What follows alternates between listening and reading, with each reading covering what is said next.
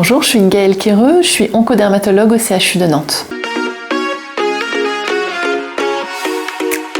Alors cette question du dépistage systématique, c'est une vraie question, on nous la pose régulièrement.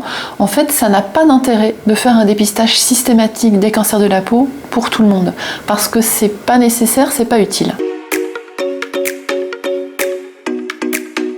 La première raison, c'est probablement parce que l'incidence des cancers de la peau, elle est trop faible, c'est-à-dire que c'est des cancers qui ne sont pas assez fréquents.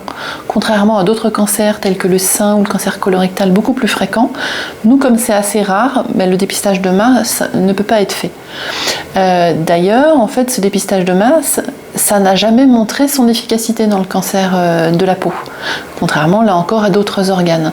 C'est-à-dire qu'il n'a jamais été montré que de faire un dépistage systématique des cancers permettait d'en diminuer la mortalité. Et puis la troisième raison, c'est que quand on fait un dépistage systématique, comme ça, de cancer en général, on va créer une anxiété importante et puis on risque de créer du surdiagnostic, de dépistage de lésions qui en fait étaient des lésions probablement pas très agressives, qui n'étaient pas nécessaires de retirer. Donc on ne conseille pas le dépistage de masse, mais ce qu'on conseille dans le cadre des cancers cutanés, c'est de faire un dépistage ciblé. L'idée là, c'est de repérer les gens qui sont les plus à risque de faire un cancer de la peau et de proposer à ceux-là d'être surveillés. Et notre chance, c'est que pour la plupart des cancers de la peau, et en particulier pour le mélanome, les facteurs de risque sont bien connus. On sait qu'il y a des gens qui sont beaucoup plus à risque que d'autres de faire un mélanome.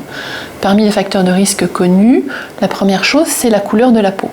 Quand on a une peau claire, des yeux clairs, des cheveux blonds ou roux, ou quand on a des taches de rousseur, on est beaucoup plus à risque de faire un mélanome par rapport à quelqu'un qui a une peau naturellement pigmentée, des cheveux foncés, des cheveux noirs, des yeux noirs, etc. Donc ça, c'est une première chose, la notion de phototype, donc de couleur de la peau.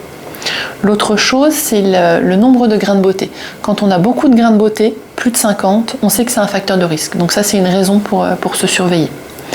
Un autre élément, quand on a déjà eu un mélanome dans sa vie, on a eu les conditions pour faire un mélanome, on a les conditions pour en faire un second. Donc on est plus à risque.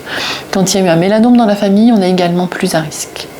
Et puis un autre facteur de risque que tout le monde connaît très bien, c'est le lien avec les UV. Quand on a eu du soleil dans sa vie, en particulier quand on a été exposé dans l'enfance avec des coups de soleil dans l'enfance, on est plus à risque de faire un mélanome. Ou quand on a une exposition solaire, ce qu'on appelle intermittente de loisirs, donc on s'expose pendant midi, on va faire du sport, on part en vacances. Donc c'est pas l'exposition chronique, c'est l'exposition intermittente de loisirs, on est plus à risque de faire un mélanome. Et puis le dernier facteur de risque, c'est quand on a une immunodépression. Parce qu'on prend une chimio, parce qu'on a un traitement immunosuppresseur, on est plus à risque. Et quand on a plusieurs de ces facteurs de risque, on est encore plus à risque. Et là, ça vaut vraiment le coup d'être surveillé.